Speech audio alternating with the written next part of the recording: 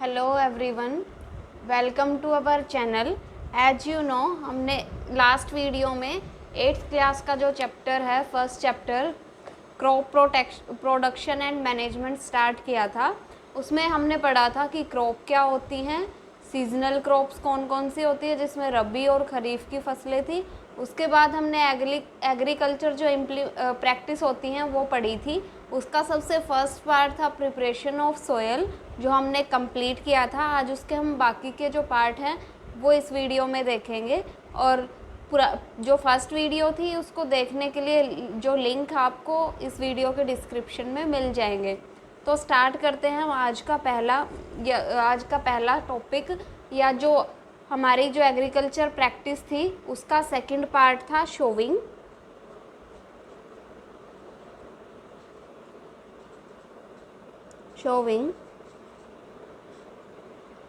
Showing का मतलब होता है कि बीज को बोना। ये जो शोविंग होती है ये हमारा इम्पोर्टेंट पार्ट होती है सॉइल प्रिपरेशन के बाद। Important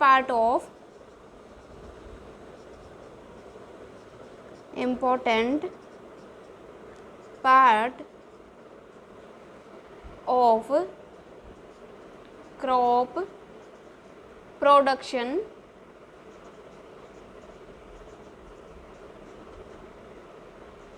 is to use good quality clean and healthy seeds. हमें पता है कि जो हमारे जो प्लांट है वो किससे बनते हैं, सीड से बनते हैं। तो अगर हमारे सीड ही अच्छे नहीं होंगे तो उनसे जो प्लांट ओरिजिनेट होंगे हमारे, वो भी अच्छे नहीं होंगे। तो हमें क्या क्या ध्यान रखना होगा कि हमारे जो सीड्स हैं जो हम यूज़ करेंगे वो गुड क्वालिटी के होने चाहिए, साफ़ सुथरे होने चाहिए, उसमें कोई भी जो वीड्स है वो नहीं होना चाहिए, और हेल्दी सीड्स होने चाहिए, यानी उनमें कोई भी बीमारी नहीं होनी चाहिए। उसके बाद और क्या क्या देखेंगे हम सीड्स के लिए, सीड्स की वैरायटी के लिए, या सीड्स के शोविंग करते टाइम कुछ बातों का हमें ध्यान रखना पड़ता है, उनको देखते हैं। सबसे पहला है seeds of good quality. Seeds of good quality give higher yield. यानी जो अच्छी क्वालिटी के हमारे सीड्स होंगे वो क्या करेंगे, हायर यील्ड देंगे, यानी जो फसल पैदा होगी या जो प्लांट हो गया उनका जो अमाउंट है वो ज़्यादा होगा। दूसरा क्या होगा कि seeds must be covered with soil, कि जो हमारे सीड्स हैं वो सोयल से कवर्ड कर देने चाहिए। हम उसको बिखेर देंगे पूरे के पूरे खेत में, उसके बाद क्या करेंगे कि वो सोयल से कवर्ड होने चाहिए। This protect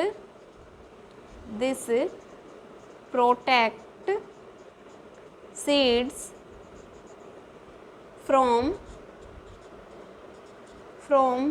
being eaten by birds। इसका मतलब है कि अगर हम बीज बोने के बाद उनको मिट्टी से नहीं ढकेंगे तो जितने भी जो बर्ड्स होते हैं वो क्या करेंगे, हमारे सीड्स को उठा के खा जाएंगे, और इससे क्या होगा, हमारी जो सीड है उसका अमाउंट हमारे खेत में कम हो जाएगा, तो जो प्लांट है उनका अमाउंट भी तो कम हो जाएगा। इसलिए हम क्या करते हैं, सीड को शो करने के बाद उसके ऊपर से सॉइल डाल देते हैं। उसके बाद तीसरा पॉइंट क्या होगा हमारा, तीसरा पॉइंट है appropriate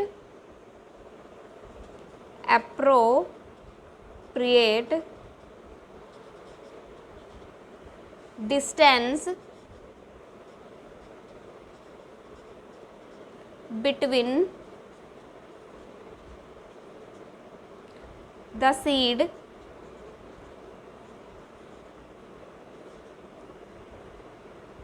is necessary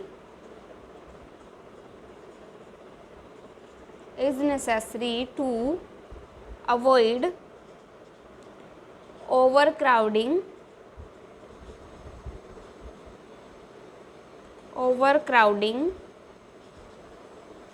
of plant। अगर हम सीड्स को बहुत पास पास बिखेर देंगे तो क्या होगा कि जो प्लांट्स हैं उनके बीच का जो डिस्टेंस है वो कम हो जाएगा, यानी भीड़ भाड़ सी हो जाएगी और जो प्लांट है हमारे वो अच्छे से ग्रो नहीं कर पाएंगे।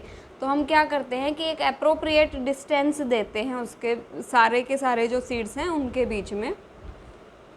उसके बाद है allow plants to gate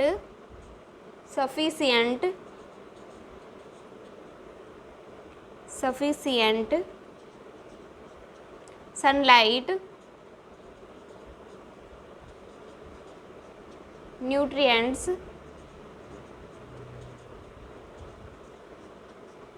and water from soil।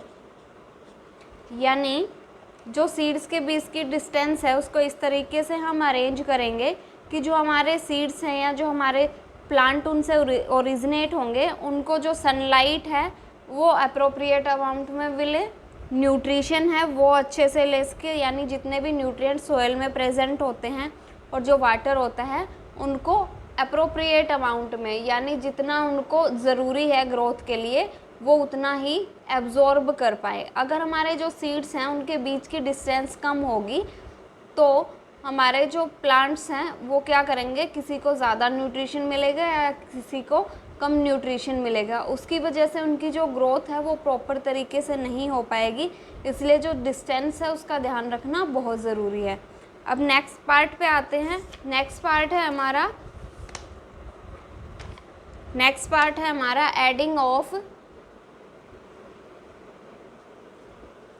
adding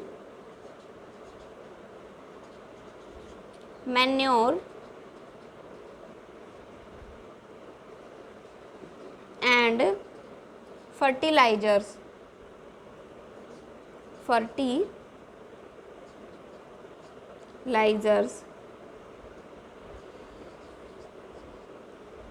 हमें पता है कि जो मैन्योर और फर्टिलाइज़र हैं वो क्या करते हैं, हमारी जो सॉइल होती है उसके न्यूट्रिएंट्स की जो अमाउंट होती है उसको इंक्रीज़ करने में हेल्प करते हैं। यानी बार बार जो हम फसलें लगाते रहते हैं उससे क्या हो जाता है, हमारी जो सॉइल होती है उसके जो न्यूट्रिएंट्स है वो प्लांट एब्जॉर्ब कर लेते हैं और सॉइल में न्यूट्रिएंट्स की कमी हो जाती है। तो हमारे जो नई जनरेशन के प्लांट हो गए उनको जो न्यूट्रिशन है वो कम मिलेगा। तो उनकी न्यूट्रिटिव नीड को पूरा करने के लिए हम क्या करते हैं, मैन्योर और जो फर्टिलाइज़र्स हैं वो सॉइल में ऐड करते हैं। द substance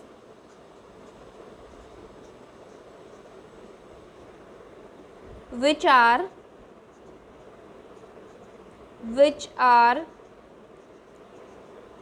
added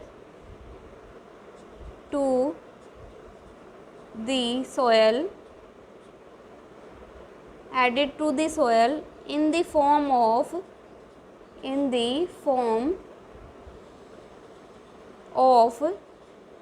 nutrients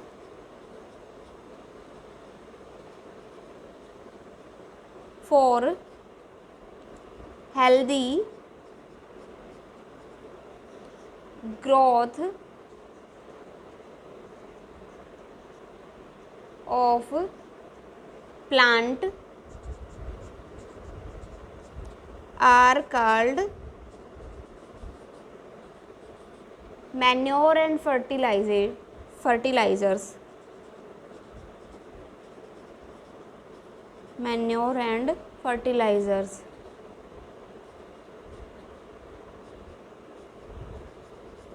यानी ऐसे सब्सटेंस जो हमारी सोयल में न्यूट्रिएंट्स की फॉर्म में या हेल्दी ग्रोथ के लिए प्लांट की ऐड किए जाते हैं, उनको हम क्या बोलते हैं, मैन्योर और फर्टिलाइज़र बोलते हैं। बोथ हेल्प इन, इनका काम क्या होता है, both help in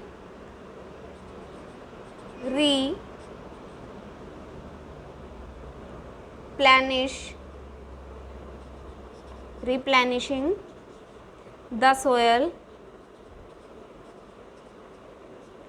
Another method, ये क्या करेंगे कि हमारे जो सोयल होती है उसको रिप्लेनिश का मतलब होता है कि जितने न्यूट्रिएंट्स उसके कम हो गए थे या एब्जॉर्ब कर लिए गए थे उनको दोबारा से ऐड करने का काम करते हैं। दूसरा क्या कर सकते हैं, मैन्योर या फर्टिलाइज़र ऐड करने की बजाय हम क्या करेंगे, क्रॉप रोटेशन कर सकते हैं। Crop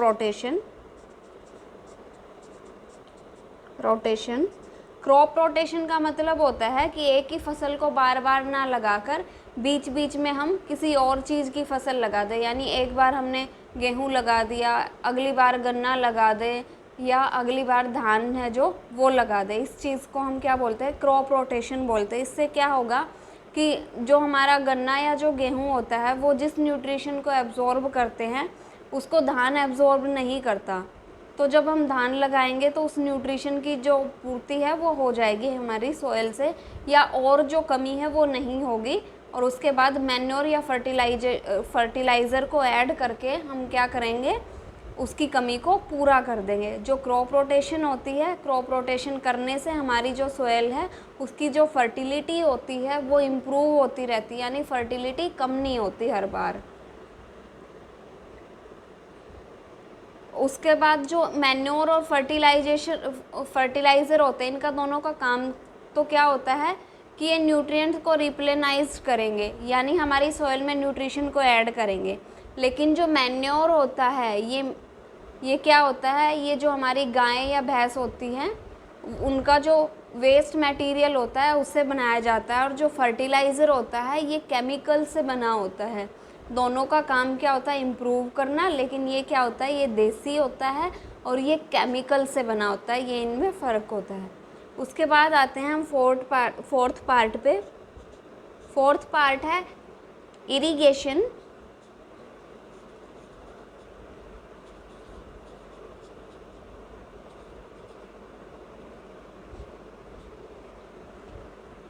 supply of water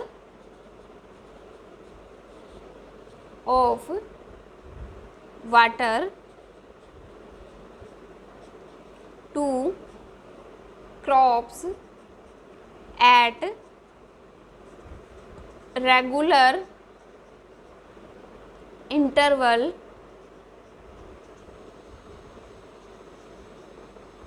is called irrigation।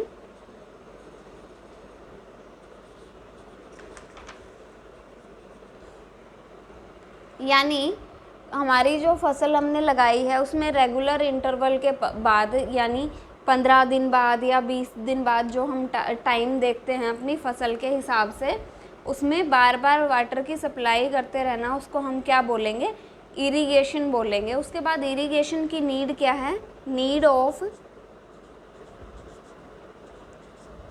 Of irrigation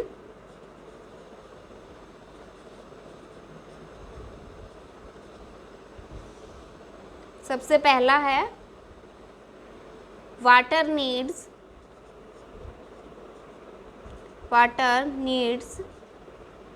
for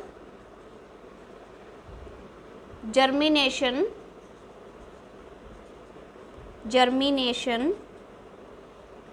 of seed. यानी हमें पानी की ज़रूरत क्यों है, कि जर्मिनेशन ऑफ सीड के लिए हमें पानी की ज़रूरत है। यानी जो हमारे सीड होते हैं उनको उगने के लिए क्या ज़रूरी होगा, सबसे पहले यानी प्लांट बनाने के लिए हमें पानी की ज़रूरत होगी। यानी सोयल प्रिपरेशन के बाद क्या करेंगे, उनको कवर करेंगे। कवर करने के बाद हम क्या करेंगे, मैन्योर और फर्टिलाइज़र है जो वो ऐड करेंगे। वो सॉयल प्रिपरेशन के टाइम पे भी हम ऐड कर सकते हैं, लेकिन उसके बाद क्या होगा कि इरिगेशन यानी पानी की सप्लाई है जो हमें करनी ही पड़ेगी, ताकि जो हमारे सीड्स हैं वो जर्मिनेट कर पाए। अगर सॉयल में नमी नहीं होगी, पानी नहीं होगा, तो हमारे जो सीड है वो जर्मिनेट नहीं कर पाएंगे। उसके बाद है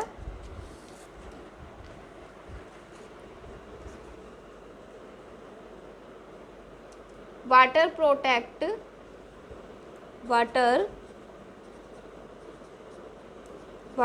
protect from both frost and hot air current।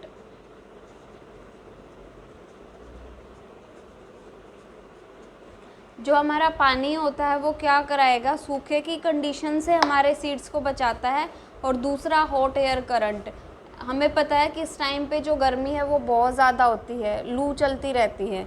अगर हमारे खेत में पानी खड़ा होगा तो ये हमारे प्लांट्स को क्या करेगा, उस गर्म हवा से यानी जो लू होती हैं उनसे क्या करेगा, प्रोटेक्ट करेगा, और हमारे जो प्लांट है उनको नुकसान नहीं होगा। अगर पानी नहीं होगा तो हमारे जो प्लांट है वो गर्मी के कारण जल जाएंगे। उसके बाद है also needed for healthy